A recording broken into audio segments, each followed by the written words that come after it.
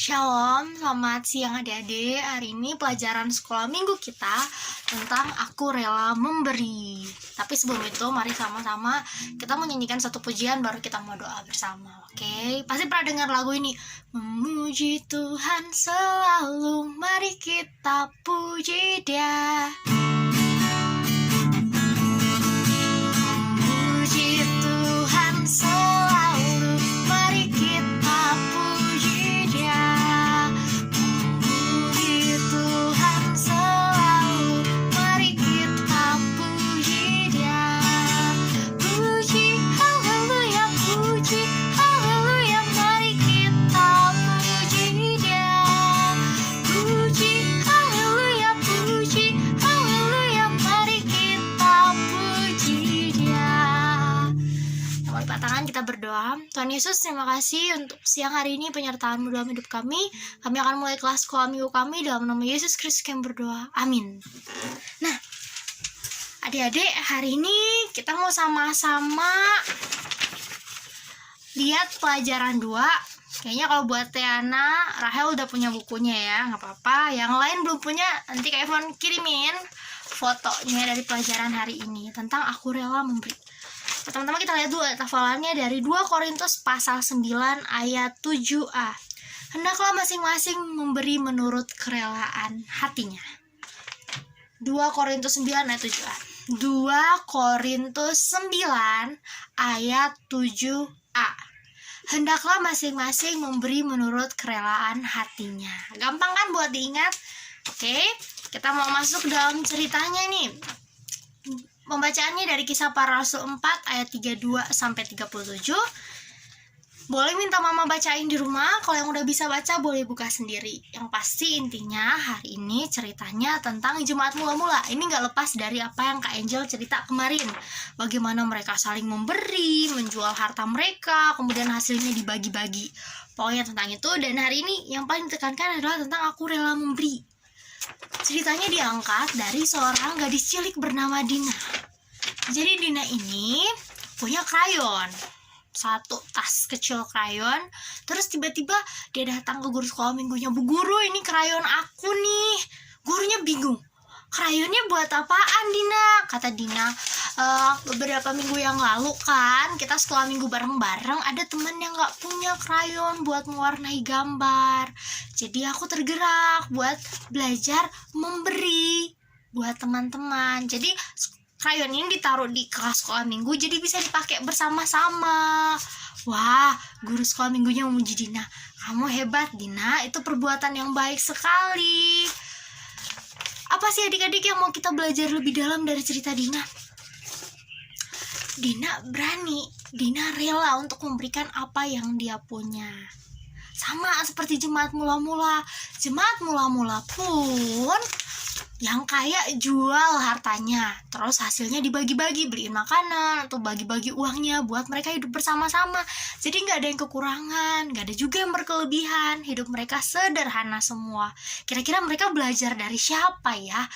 Kan kita tahu nih yang nulis surat ini namanya Dr. Lukas. Dia juga yang nulis Kisah Para Rasul. Kisah Para Rasul ceritanya secara lebih spesifik, atau Kisah Para Rasul itu Kisah Para Rasul menceritakan tentang penginjilan. Lukas, kitab Injil Lukas juga ditulis oleh Dr. Lukas. Di sana cerita tentang siapa? Tuhan Yesus. Jadi adik-adik kalau mau tahu kenapa ya jemaat mula-mula bisa memberi dengan gampang, dengan kata orang muslim, dengan ikhlas, dan Dina kenapa juga ya bisa melakukan hal yang demikian? Karena jemaat mula-mula sudah menerima Tuhan Yesus sebagai Tuhan dan Juru Selamat hidupnya. Jemaat mula-mula belajar dari pribadi Yesus. Tuhan Yesus bukan hanya memberi uang, teman-teman. Buktinya kalau memberi uang, kapan Tuhan Yesus memberi uang? Ada yang ingat nggak? Tuhan Yesus itu memberi uang pada waktu dia membayar pajak. Itu biasa ya. Tapi yang paling penting bukan itu yang Tuhan Yesus berikan. Hidupnya buat adik-adik semua. Buat Kak Ivon, buat Tiana, buat Rahel, buat Rafael, buat Satria, buat Chelsea, buat Evan, buat Cinta. Hidup Tuhan Yesus buat kamu semua. Akannya kenapa kita orang Kristen seharusnya harus rela memberi? Karena hidup kita juga Hidup karena anugerah yang diberikan oleh Tuhan secara cuma-cuma. Wow, cuma-cuma itu artinya apa Kak Ivon? Gratis, tanpa bayaran. Tapi bukan berarti yang gratis itu gak ada artinya. Justru karena Kak Ivon gak mampu bayar, Evan gak mampu bayar, Chelsea gak mampu bayar, akannya Tuhan ngasih. Itu sama kita cuma-cuma. Keselamatan kalau kita terima Tuhan Yesus. Jadi kita sebagai anak-anaknya harus mau juga memberi kepada teman-teman yang lain. Mungkin kita gak bisa kayak Tuhan, beri hidup kita total mati di kayu salib, gak gitu lagi ya. Tapi apa yang bisa kita berikan?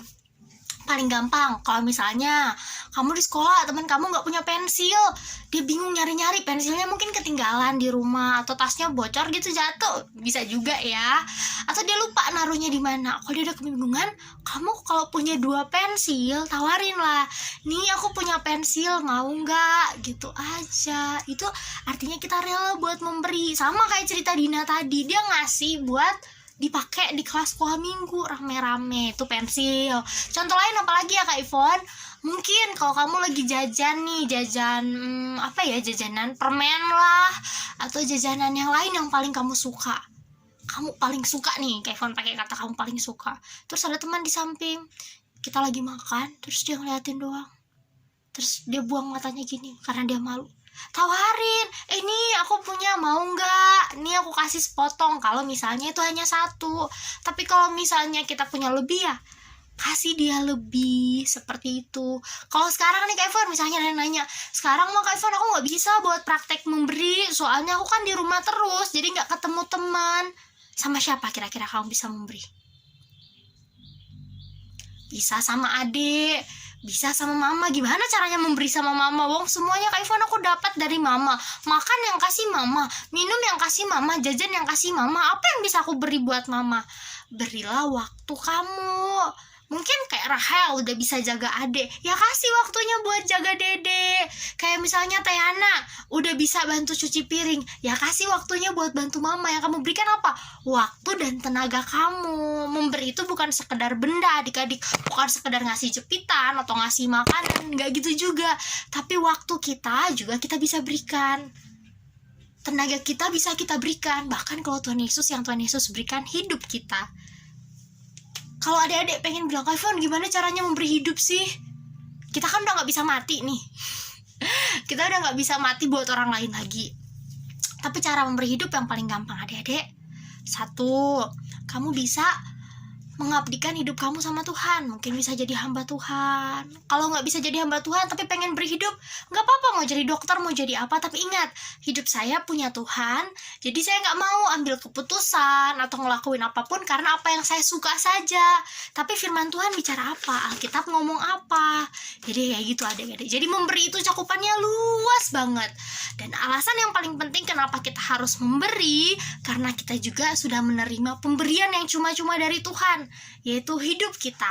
Hidup kita bukan hanya yang saat ini aja, tapi nanti kalau kita meninggal, kita bakal masuk surga bersama Tuhan Yesus. Sekarang di dunia, hidup kita yang kita peroleh karena kita bisa menikmati Tuhan lewat sekolah minggu, sama-sama cerita tentang Tuhan Yesus. Kalau adik-adik baca Alkitab di rumah juga tiap hari, kayak Kak Ivon bilang kan, 1 hari bisa dong 1 ayat aja. Kalau yang masih susah baca, kalau yang udah lumayan bacanya 1 perikop dong, kayak gitu. Jadi hari ini temanya aku rela memberi. Mari adik-adik kita aplikasikan itu, kita terapkan dalam hidup kita. Jadi kalau Kak Ivon bilang, firmannya hari ini tentang rela memberi, nanti tugasnya itu akan jadi aplikasi. Nah, tadi Kak Ivon bilang tentang tugas kan. Tugasnya itu hari ini adik-adik foto bagaimana adik-adik memberi. Kak Ivon bilang tadi kalau memberi waktu boleh ke mama, kan lagi di rumah nih ceritanya. Bisa, caranya gimana? Bantu mama ngerjain pekerjaan rumah, jaga adek kek, cuci piring kek, nyapu kek. Itu kita udah beri waktu dan tenaga kita. Itu foto yang pertama. Mau nyapu, mau cuci piring, mau apapun boleh. Yang kedua, misalnya kamu punya kue, kamu di rumah nggak sendiri kan? Bagilah ke saudara kamu. Yang sendiri siapa sih? Chelsea punya Kak Prisda, Evan punya Kakak Eza, Tiana punya Kakak Tiara, terus Kesatria punya Kakak Lakeisha, Terus siapa lagi ya? Rafael punya dedek kecil, punya kakaknya juga tuh. Kemudian Rahel punya adik Gap sama punya adik Brian. Ayo sama-sama. Cinta juga punya adik kan, Sandra. Foto kamu ngasih kue atau ngasih ngasih permen ke adik kalian. Permen atau kue boleh. Fotonya yang akrab sama adiknya atau saudaranya atau kakaknya. Oke, 2 foto itu Kak Ivon tunggu. Tuhan Yesus memberkati. Mari kita tutup dalam doa. Terima kasih Tuhan telah memimpin kelas sekolah minggu kami. Dalam nama Yesus Kristus kami bersyukur untuk karya kasih-Mu bagi hidup kami. Amin. Bye-bye. Kak Ivon tunggu tugasnya. Dadah.